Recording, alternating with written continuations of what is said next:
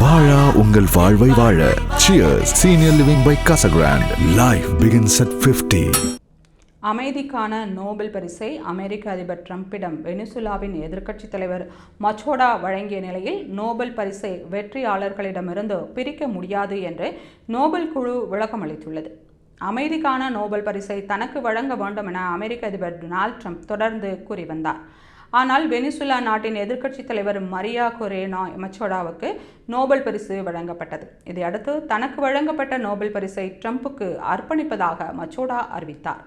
சமீபத்தில் வெனிசுலா அதிபர் Nicolas Maduro மற்றும் அவரது மனைவியை ட்ரம்ப் அரசு கைது செய்தது. இந்த சூழலில் ட்ரம்பை சந்தித்த மச்சோடா தனக்கு நோபல் பரிசுடன் வழங்கப்பட்ட பதக்கத்தை அவரிடம் வழங்கினார்.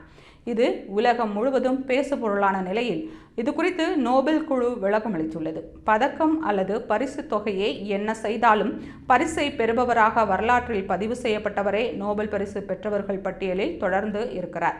நோபல் பரிசை பெற்றவர் அதை என்ன செய்யலாம் என்பது குறித்து நோபல் அறக்கட்டளையின் சட்டங்களில் எந்த கட்டுப்பாடுகளும் இல்லை.